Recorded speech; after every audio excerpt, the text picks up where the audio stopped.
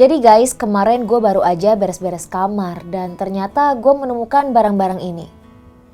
Ini yang gue beli di tahun 2024 kemarin. Iya lagi. Tanpa sadar gue udah ngabisin uang buat hal-hal yang gak penting. Setelah dipikir-pikir, gue belanja impulsif itu karena pengaruh dari sana.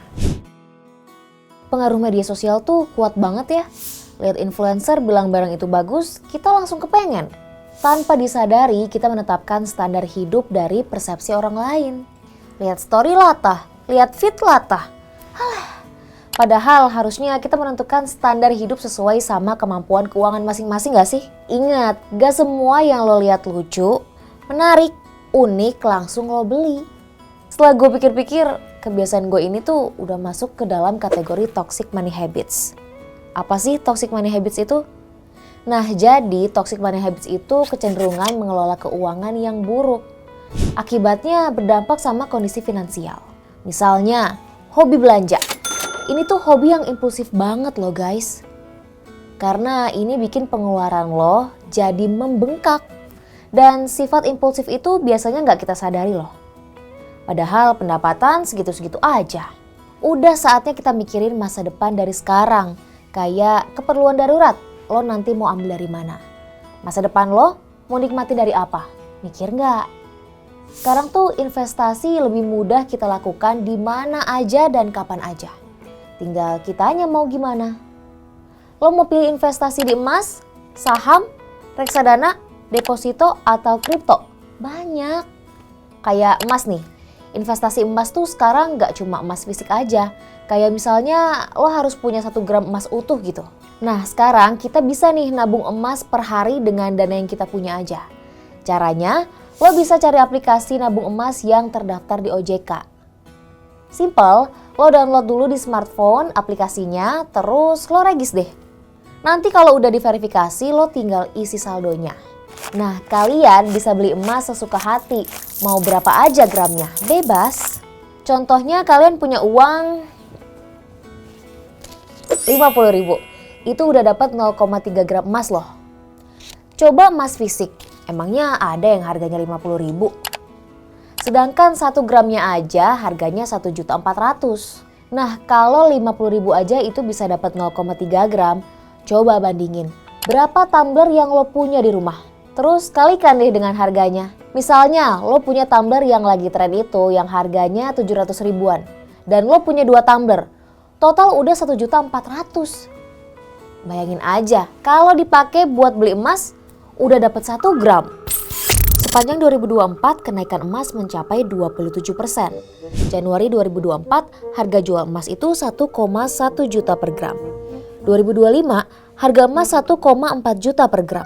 Coba aja tahun lalu lo nggak beli tumbler, tapi nabung emas 1,1 juta lo sekarang udah bertambah 27%. Lo udah untung 300.000. Ini hitungan paling sederhana ya kalau lo cuma punya 1 gram emas. Gimana kalau tahun ini lo punya 12 gram emas? Lumayan kan? Lumayan ya. Bisa buat beli tumbler lagi mungkin?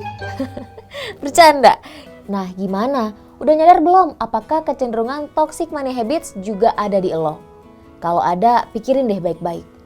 Tapi jangan khawatir, kebiasaan toxic money habits ini bisa dihilangkan kok. Cara menghilangkan, menurut aku tadi pertama ya stepnya 1, itu adalah kamu bertekad dulu sendiri gitu. Kamu benar-benar bertekad lah, jangan cuman kayak komitmen tapi rada-rada gitu. Harus benar-benar bisa komitmen untuk bisa mau lepas dari toxic money habit ini. Lalu kedua, itu kamu bisa mencoba untuk kasih tahu orang-orang sekitar kamu tuh punya goal seperti ini gitu. Misalkan kalau tadi yang ngutang, kamu bisa bilang sama teman-teman kamu, gue mau stop ngutang atau gue mau stop pay later nih gitu, biar kamu tuh kayak ada rasa accountability-nya gitu sama orang, dan juga orang-orang sekitar kamu tentunya itu bisa bisa ngeliat gitu ya, bisa ngejagain juga gitu. Dan terakhir kalau aku paling gampang itu tetap ini sih, berusaha untuk catat setiap expense, karena ketika kita melakukan transaksi ya, kadang itu kita pasti nggak akan inget kita tuh beli apa. di 2 hari atau 3 hari lalu, atau bahkan kemarin aja kadang kita kan nggak inget ya kita itu beli apa dan kayak spending habit kita itu seperti apa gitu. Nah jadi kalau misalkan kayak udah nyatet itu kita bisa lebih ada apa ya, gambaran dan lebih mindful untuk transaksi-transaksi berikutnya, karena kita tahu kayak oh ternyata aku udah spend banyak banget ya di baju gitu, padahal awalnya gue cuman mau beli satu tapi ternyata udah segini.